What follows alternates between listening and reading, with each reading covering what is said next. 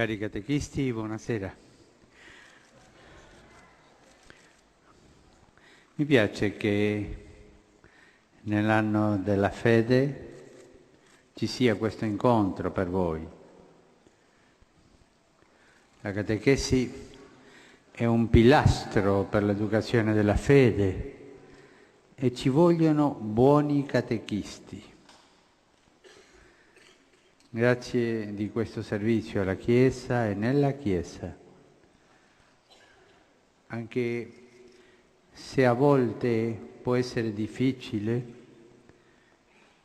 si lavora tanto, ci si impegna e non si vedono i risultati voluti, educare nella fede è bello, ma è forse la migliore eredità che noi possiamo dare, la fede, educare nella fede perché le cresca, aiutare i bambini, i ragazzi, i giovani, gli adulti a conoscere e amare sempre di più il Signore è una delle avventure educative più belle. Si costruisce la Chiesa. Essere catechisti, non lavorare da catechisti, questo non serve. No? Io lavoro da catechista perché mi piace insegnare, ma se tu non sei catechista non serve, non sarai fecondo, non sarai feconda. Catechista è una vocazione. Essere catechista, quella è la vocazione, non lavorare da catechista.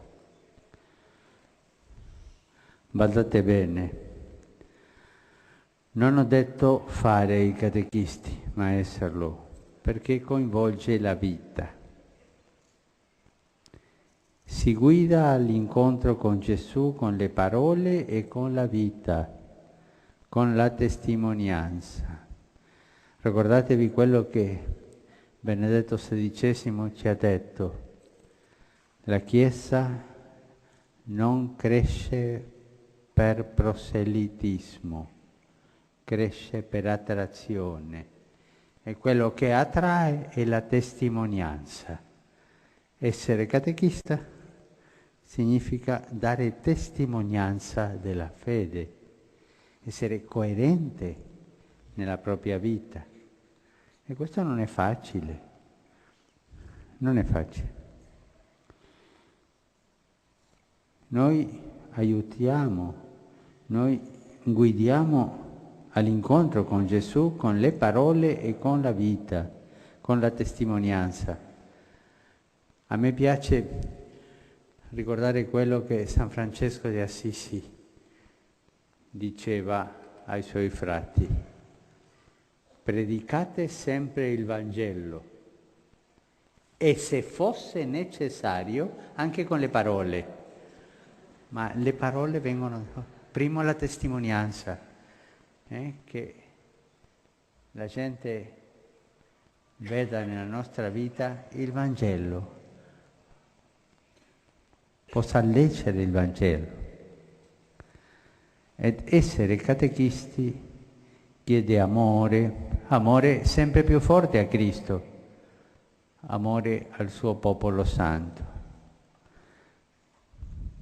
E questo amore non si compra nei negozi, non si compra qui a Roma neppure. Questo amore viene di Cristo, è un regalo di Cristo. È un regalo di Cristo. E si viene di Cristo, parte di Cristo e noi dobbiamo ripartire di Cristo, di questo amore che Lui ci dà. Che cosa significa questo ripartire da Cristo per un catechista? Per voi, anche per me, perché anch'io sono catechista. Cosa significa? Prima di tutto, io parlerò di tre cose 1, 2 e 3, come facevano i vecchi gesuiti. 1, 2 e 3. Prima di tutto, ripartire da Cristo significa avere familiarità con Lui. Questo, avere familiarità con Gesù. Gesù lo raccomanda con insistenza ai discepoli nell'ultima cena, quando si abbia a vivere il dono più alto di amore, il sacrificio della croce. Gesù utilizza l'immagine delle vite e dei tralci e dice: rimanete nel mio amore, rimanete attaccati a me, come il tralcio è attaccato alla vite. Se siamo uniti a Lui, possiamo portare frutto. E questa è la familiarità con Cristo. Rimanere in Gesù. È un rimanere attaccato a Lui, dentro di Lui, con Lui, parlando con Lui, ma rimanere in Gesù. La prima cosa per un discepolo è stare col Maestro, non è un titolo, è un atteggiamento, stare con Lui, e dura tutta la vita. È uno stare alla presenza del Signore, lasciarsi guardare da Lui. Io vi domando, come voi state alla presenza del Signore? Quando vai dal Signore, guardai il tabernacolo, cosa facete? Senza parole. Ma io dico, penso, medito, sento, va tutto bene. Ma tu ti lasci guardare dal Signore? Lasciarci guardare dal Signore. Lui ci lascia, lui ci guarda. E questa è una maniera di pregare. Ti lasci guardare dal Signore? Ecco come si fa? Ma guarda il tabernacolo e lasciati guardare. È semplice.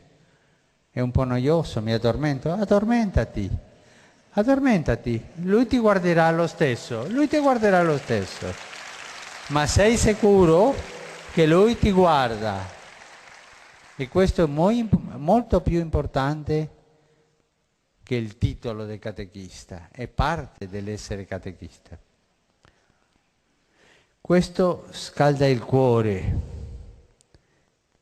tiene acceso il fuoco dell'amicizia col Signore, ti fa sentire che Lui veramente ti guarda, ti è vicino e ti vuole bene.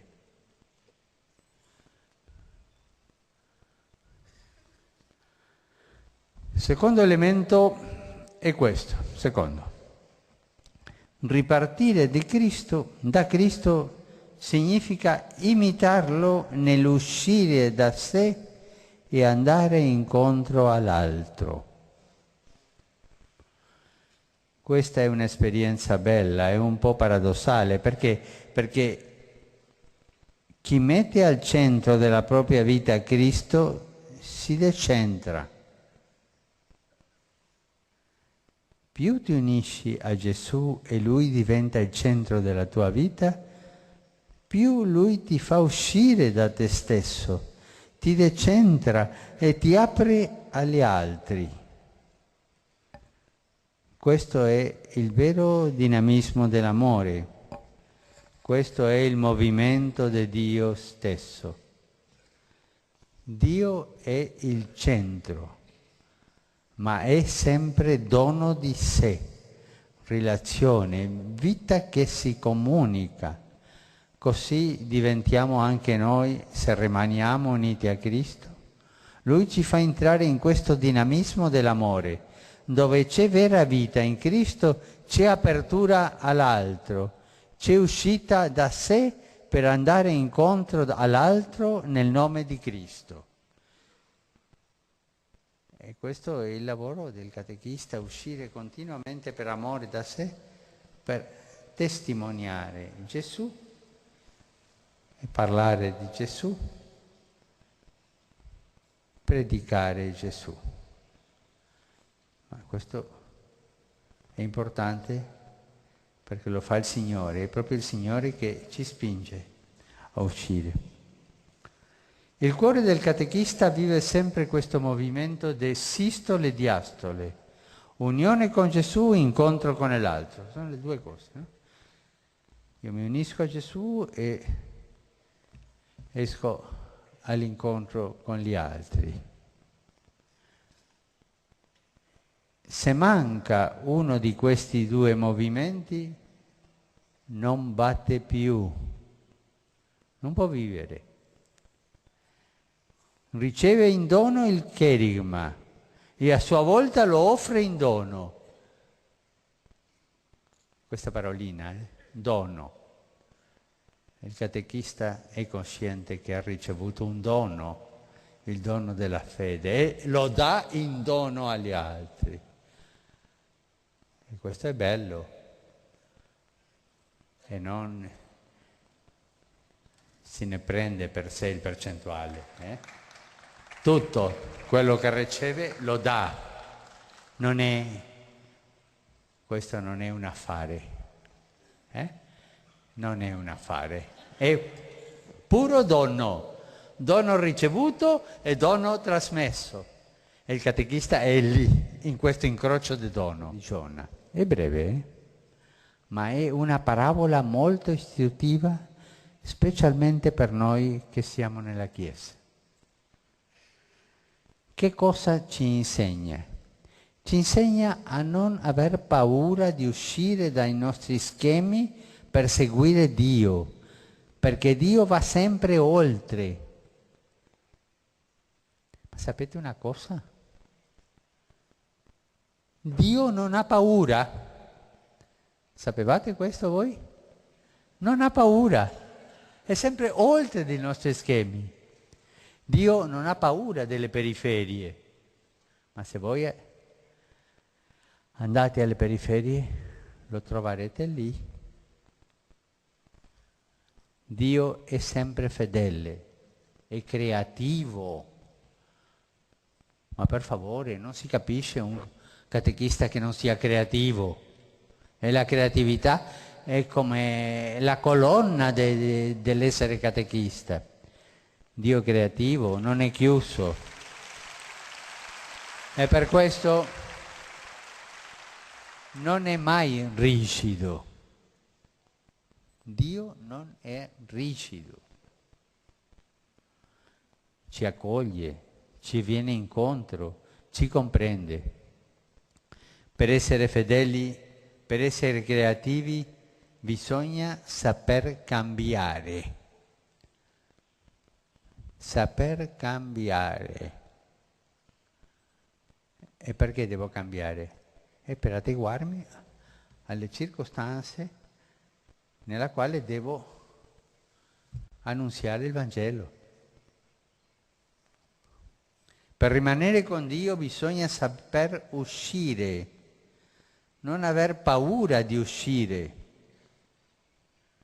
Se un catechista si lascia prendere dalla paura, è un codardo. Se un catechista se ne sta tranquillo, finisce per essere una statua da museo. E ne abbiamo tanti, Ne abbiamo tanti. Per favore, niente statue di museo. Se un catechista è rigido,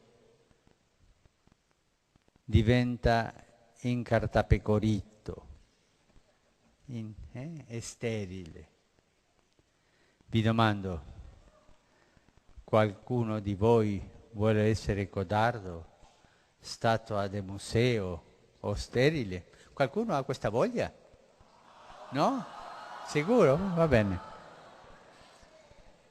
Ma questo che dirò adesso l'ho detto tante volte, ma mi viene del cuore di dirlo. Quando Noi cristiani siamo chiusi nel nostro gruppo, nel nostro movimento, nella nostra parrocchia, nel nostro ambiente, rimaniamo chiusi. Ci succede quello che accade a tutto quello che è chiuso. Quando una stanza è chiusa incomincia l'odore dell'umidità, e se una persona è chiusa in quella stanza si ammala.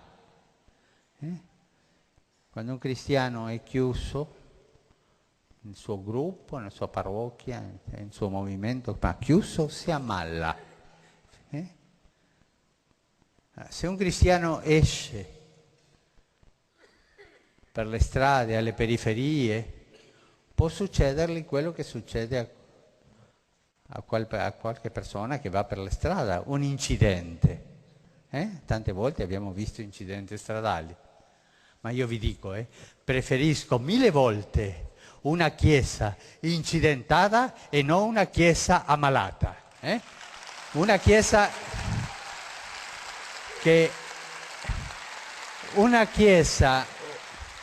un catechista che abbia il coraggio di fare il rischio per uscire e non un catechista che studi e sappia tutto ma chiuso sempre e ammalato e dalle volte ammalato dalla testa.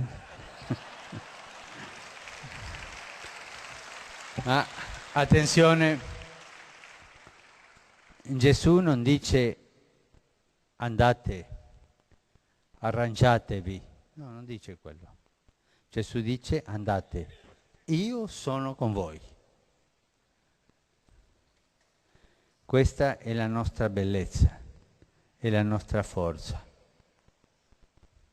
Se noi andiamo, se noi usciamo a portare il suo Vangelo con amore, con vero spirito apostolico, con parresia, lui cammina con noi, ci precede, lo dico in spagnolo, ci primerea. Il Signore sempre ci primerea. Ormai avete imparato il senso di questa parola. E questo lo dice la Bibbia, non lo dico io. La Bibbia dice, il Signore dice nella Bibbia, io sono come il fior del mandorlo. Perché? È perché il primo fior che fiorisce nella primavera. Lui è sempre primero, lui è prima. E questo è fondamentale per noi. Dio sempre ci precede. Quando noi pensiamo di andare lontano in una estrema periferia e forse abbiamo un po' di timore, in realtà lui è già là. Gesù ci aspetta nel cuore di quel fratello, nella sua carne ferita, nella sua vita oppressa, nella sua anima senza fede. Voi sapete una delle periferie che mi fa male tanto, che sento dolore. Io lo avevo visto nella diocesi che avevo prima. È quella dei bambini che non sanno farci il segno della croce, ma a Buenos Aires ci sono tanti bambini che non sanno farsi il segno della croce. Ma questa è una periferia, bisogna andare là.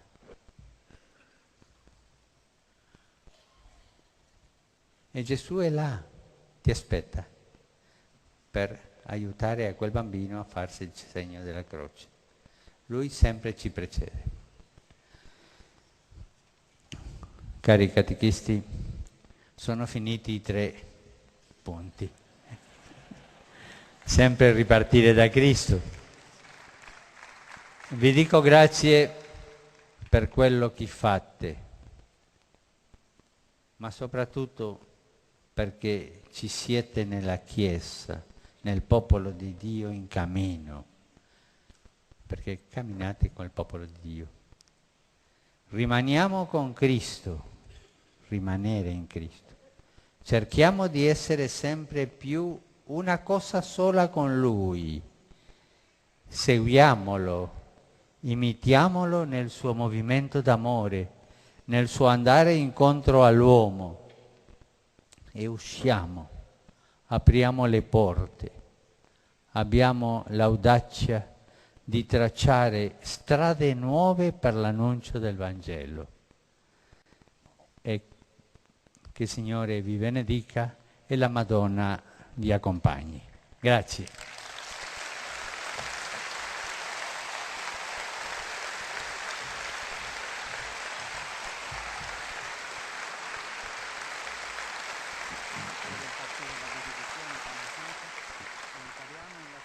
Italiano.